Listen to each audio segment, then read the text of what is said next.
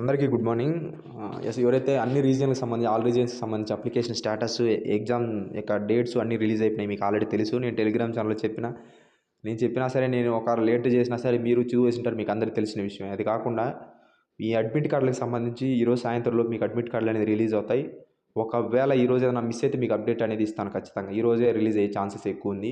మీ admit కార్డులు అనేది ready అయిపోయింది. ఏ క్షణంలో అయినా సడన్ సర్ప్రైజ్ దిగుతుంది. కావాలంటే మీరు చూడవచ్చు. అప్డేట్ నేను ఇస్తాను. ఇప్పుడు అందుబాటులో ఉన్న ఫస్ట్ అప్డేట్ మన దగ్గరే పడుతుంది ఖచ్చితంగా. నేను నెట్వర్క్ ఏరియాలో ఉన్నానంటే మాత్రం ఫస్ట్ అప్డేట్ నేనే ఇస్తాను. నెక్స్ట్ రెండో పాయింట్కి సంబంధించి, సో మీరందరూ బాగున్నారని అనుకుంటున్నా. ఒకవేళ ఎవరైనా బాగాలేకపోతే మాత్రం ఖచ్చితంగా బాగుండండి. బాగుంటేనే ఎగ్జామ్ రాస్తారు, లేకపోతే రాయలేరు.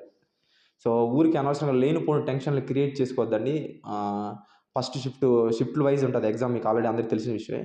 ఫస్ట్ షిఫ్ట్ సింపుల్, ఫస్ట్ రోజు రాసేవాడికేమో సింపుల్గా ఉంటుందని, రెండో రోజు ఎవరు కష్టంగా ఉంటుందని, షిఫ్ట్ల వైజ్ ఇలా ఒక షిఫ్ట్ టఫ్గా ఉంటుంది, ఒక సెట్ సింపుల్గా ఉంటుందని, ఇలా రకరకాల డౌట్లు మీకు ఉండొచ్చు.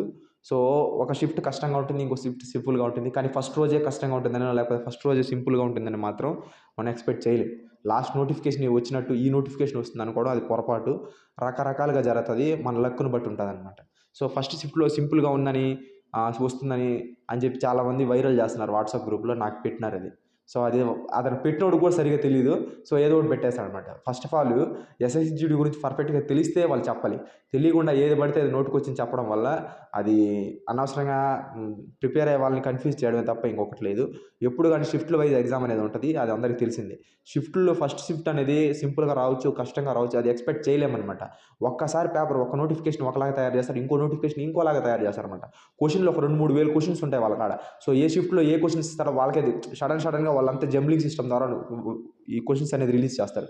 సో అలా రిలీజ్ చేసినప్పుడు ఎవరికి ఏ షిఫ్ట్ వస్తుందో, ఎవరికి ఏ టైంలో పేపర్ టఫ్గా ఉంటుందో సింపుల్గా ఉంటుందో తెలియదు అనమాట. సో ఎవరైతే సింపుల్గా ఉన్న వాళ్ళకి ఖచ్చితంగా నెగిటివే ఉంటుంది. ఎందుకు అని అంటే కాంపిటీషన్ కట్ ఆఫ్ అనేది హెవీగా పెరిగే ఛాన్స్ ఉంది. తర్వాత నార్మలైజేషన్ మార్క్స్ అనేది పెరగదు. ఎవరికైతే టఫ్గా వస్తుందని భయపడుతున్నారో, ఆ టఫ్గా వచ్చినప్పుడు పరిస్థితి ఏమంటే, ఎవరైతే బాగా చదువుతారో వాళ్ళు మాత్రం కొన్ని క్వశ్చన్స్ అటెంప్ట్ చేయగలరు. ఎవరైతే చదవలేదో వాళ్ళు ఎగిరిపోతారు. సో ఆ టఫ్గా వచ్చిన పేపర్లు వాళ్ళకి నార్మలైజేషన్లో మార్క్స్ అనేది పెరుగుతాయి అన్నమాట. 12 నుంచి 14 మార్కులు పెరుగుతాయి. సో ఫస్ట్ రోజు టఫ్గా వస్తుందనో, లేకపోతే ఫస్ట్ రోజు సింపుల్గా వస్తుందనేది మాత్రం అది అపోహ. అది ఎలాగైనా జరగచ్చు. సో దాన్ని మనం ఎగ్జాక్ట్ చేయలేం.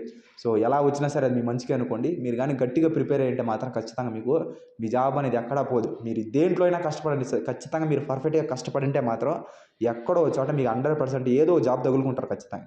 సో అనవసరంగా లేనిపోని ఎవరో ఏదో తెలియకుండా వాళ్ళు ఏదో క్రియేట్ చేసి వాళ్ళ వ్యూస్ కోసమో, లేకపోతే కన్ఫ్యూజ్ చేయడం కోసం ఏదో ఒకటి చెప్తారు. ఫస్ట్ షిఫ్ట్ టఫ్గా ఉంది, ఫస్ట్ షిఫ్ట్ సింపుల్గా ఉంది, అలా వస్తుందంటే ఇలా వస్తుందని, ఎవరికి తెలియదు ఎలా వస్తుందని. సో దాన్ని మీరు క్రియేట్ చేసుకొని అనవసరంగా ఆల్రెడీ టెన్షన్స్లో ఉంటారు, లేనిపోని ప్రాబ్లమ్స్ ఉంటారు, మళ్ళీ కొత్త ప్రాబ్లమ్ని క్రియేట్ చేసుకోవద్దు. సో అదొకటి గుర్తుపెట్టుకోండి.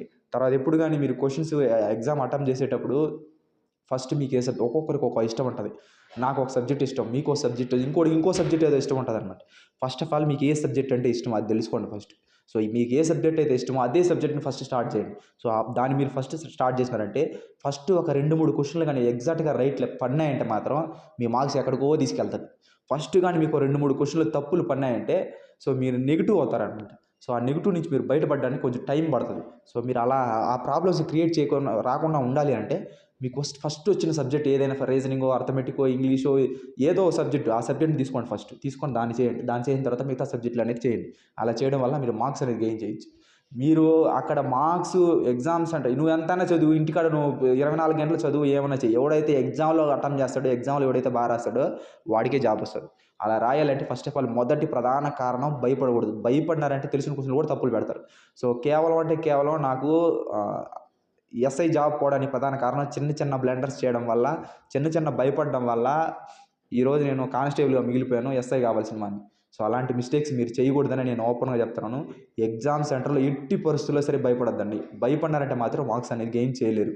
సో అదొకటి గుర్తుపెట్టుకోండి. తర్వాత ఏదైనా చాక్లెట్స్ స్వీట్‌గా ఉండే చాక్లెట్స్ ఏదైనా రూ. 1, రూ. 2 చాక్లెట్స్ ఒక 2, 3 చాక్లెట్స్ తీసుకొని పోయి ఆ చాక్లెట్స్ తినండి. ఎగ్జామ్ ఇంకా రాస్తారు అనంగా ఆ టైంలో చాక్లెట్ నోట్లో వేసుకొని కొంచెం స్వీట్ తగిలితే మైండ్ కొంచెం షార్ప్ అవుతుందనమాట. సో నాకు వేరే వాళ్ళు చెప్పడం వల్ల తెలిసింది.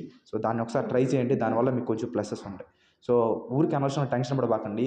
సో ప్రతి ఒక్కరికి అడ్మిట్ కార్డులు అనేది రిలీజ్ అవుతాయి. ఫస్ట్ అప్డేట్ మన ఛానల్‌లోనే పడుతుంది. మీరు కావాలంటే చూడొచ్చు. నెట్వర్క్ ఏరియాలో వచ్చినాను.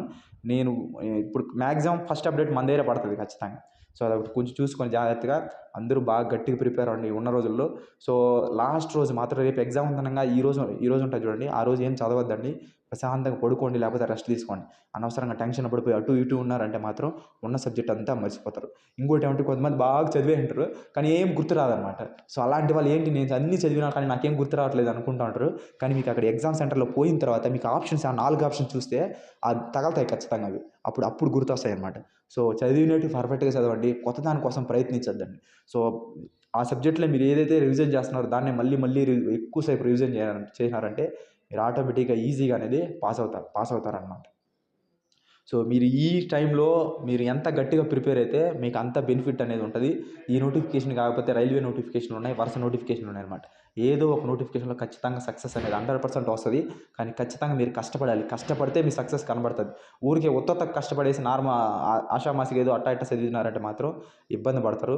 సో ఎక్స్పీరియన్స్‌తో చెప్తున్నా, చాలా సఫర్ అయిన తర్వాత మళ్ళీ జాబ్ వచ్చింది నాకు. సో అలాంటి సిచ్యువేషన్ మీరు తెచ్చుకోవద్దండి. First chance is the best chance. అలాంటి వాళ్ళు ఎవరైనా ఉంటే మాత్రం ఈ అవకాశాన్ని వదులుకోవద్దండి. ఇంకో నోటిఫికేషన్ ఉందిలే అనుకోవద్దండి. ఇంకో నోటిఫికేషన్ ఎప్పుడు వస్తుందో ఎవరికీ తెలీదు. ఆ టైంలో ఏం జరుగుతుందో తెలీదు. అప్పుడు మనం ఆ టైంకి మన ప్రిపరేషన్ ఎలా ఉంటుందో తెలీదు. మన ఫైనాన్షియల్ ప్రాబ్లమ్ ఎలా ఉంటుందో తెలీదనమాట. వచ్చిన అవకాశాన్ని కొడితే కుంభస్థలం కదలాలనమాట. అలా చేయాలి. అలా చేయాలంటే మీరు కదలాలి అంటే చదవాలి అంతే. ఇంక వేరే ఆప్షనే లేదు. బాగా చదవండి. బాగా ప్రిపేర్ అవ్వండి. చదివిన దాన్నే మళ్ళీ దాన్నే ప్రిపేర్ అవ్వండి. అలా మీరు ఎక్కువ రివిజన్ చేయడం వల్ల మీకు సబ్జెక్ట్ అనేది మంచి గ్రిప్ ఉంటుంది. ప్రతిదీ మీకు గుర్తొస్తుంది. అక్కడ ఎగ్జామ్ సెంటర్‌లో పోతే మీరు పాజిటివ్ థింకింగ్‌గా పోతే ఖచ్చితంగా గుర్తొస్తుంది. అలా పాజిటివ్ థింకింగ్‌గా పోవాలి అంటే మీరు భయపడకూడదు. మీరు భయపడకుండా ఉంటే ఏం కాదు. అన్నీ ఖచ్చితంగా మీరు సక్సెస్ అనేది ఖచ్చితంగా అవుతారు 100%. సో దాన్ని గుర్తుపెట్టుకోండి. అడ్మిట్ కార్డ్ రిలీజ్ అవ్వగానే ఫస్ట్ అప్డేట్ అనేది మన దాంట్లో అనేది ఖచ్చితంగా వస్తది. సో ఇది దీనికి సంబంధించి మీరు ఎగ్జామ్ పోయేటప్పుడు కూడా మళ్ళీ ఇంకోసారి వీడియో అనేది చేస్తాను. నా దగ్గర టైం లేదు. అందుకే నేను స్పీడ్‌గా అనేది చెప్తున్నాను. సో ఇది దీనికి సంబంధించింది. సో ఎవరైతే ఈ తెలుగు మీడియం పెట్టుకున్నారో ఆప్షన్ అనేది కనిపిస్తది. మేము అప్పుడు రాయనప్పుడు ఇంగ్లీషు, హిందీ మాకున్నింది అప్పుడు. సో హిందీ, ఇంగ్లీష్ 2 ఆప్షన్లు ఉన్నాయి. రైట్ సైడ్ ఒక యారో మార్క్ లాగా ఉంటుంది. దాని మీద క్లిక్ చేస్తే ఇంగ్లీషు, హిందీ 2 చూపిస్తదనమాట. సో నేను ఇంగ్లీష్ ఎంచుకున్నాను. ఇంగ్లీష్ తెలిసిన క్వెషన్లు నేను గన్ షాట్లు పెట్టినాను. రాళ్ళు వేయలేదనమాట. సో ఇప్పుడు మీకు ఇక్కడ రాళ్ళు వేయొచ్చు. దీంట్లో ఆప్షన్స్ ఉన్నాయి.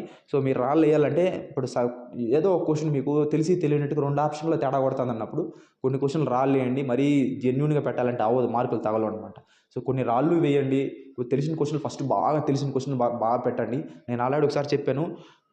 Hard questions, medium questions, simple questions ఉంటాయి. సింపుల్ క్వెషన్స్ ఎట్టి పరిస్థితుల్లో వదలొద్దండి. మీడియం క్వెషన్స్ కూడా తెలిసినట్టు ఎగ్జాక్ట్‌గా పెట్టండి. తెలియకపోతే వదిలేయండి. హార్డ్ క్వెషన్స్ ఎగ్జాక్ట్‌గా తెలిస్తే పెట్టండి. తెలియకపోతే దాని జోలికి కూడా పోవద్దండి. సో ఎవరైతే హార్డ్ క్వెషన్స్ కొన్ని క్వెషన్స్ అని అటెంప్ట్ చేసే విధంగా చూసుకోండి. ఏమీ రాకుండా హార్డ్ క్వెషన్‌లోకి పోయి నాకు ఇదేం రాలేదని చెప్పి ఏదో ఒకటి రాలేదు అట్టా వేయకుండా తెలిసి తెలియనట్టుగా ఉండి ఆన్సర్ వచ్చి రాకుండా ఉండి ఇదా అని కన్ఫ్యూజన్ ఉంటే మాత్రం ఆ రాళ్ళేయండి తగలుతాయి ఖచ్చితంగా. సో ఆ సింపుల్ క్వెషన్స్ మీరు వదలకుండా మీడియం క్వెషన్స్ కంప్లీట్ చేస్తే మాత్రం ఖచ్చితంగా జాబ్ అనేది ఖచ్చితంగా మీకు 100% అనేది వస్తది. సో ఇది కాకుండా నెక్స్ట్ ఫిజికల్ కూడా ఉంది. ఫిజికల్ ఎలా చేయాలి, ఏం చేయాలి అవన్నీ నేను మీకు తర్వాత అనేది చెప్తాను. ప్రస్తుతానికి ఇప్పుడు ఎగ్జామ్ ఉంది కాబట్టి దీని మీదే కాన్సంట్రేట్ అనేది చేయండి అనమాట ఈ కొద్ది రోజుల్లో. నా ఒపీనియన్ అంటే ఉన్న కొద్ది రోజులు కాబట్టి ఇప్పుడు ఫిజికల్‌కి వెళ్ళొద్దండి. ఈ 5, 6 డేస్ ఎంతో ఉంది కాబట్టి ఈ 6 డేస్ మీరు వెళ్ళొద్దండి. ఫిజికల్‌గా అనేది ఆపేయండి. ఇప్పుడు ప్రెజెంట్ ఫిజికల్ ఆపేసి ఓన్లీ కాన్సంట్రేషన్ ఎగ్జామ్ మీదే పెట్టండి. సో ఇది దీనికి సంబంధించింది. ఇంకెందులో ఏమన్నా మీకు ఏమైనా డౌట్ ఉంటే కామెంట్ సెక్షన్‌లో కామెంట్ చేయండి. వీడియో నచ్చితే సబ్స్క్రైబ్ చేయండి. ఒకవేళ మీకు నచ్చకపోతే సబ్స్క్రైబ్ అనేది చేయొద్దండి. Thank you so much. జై హింద్.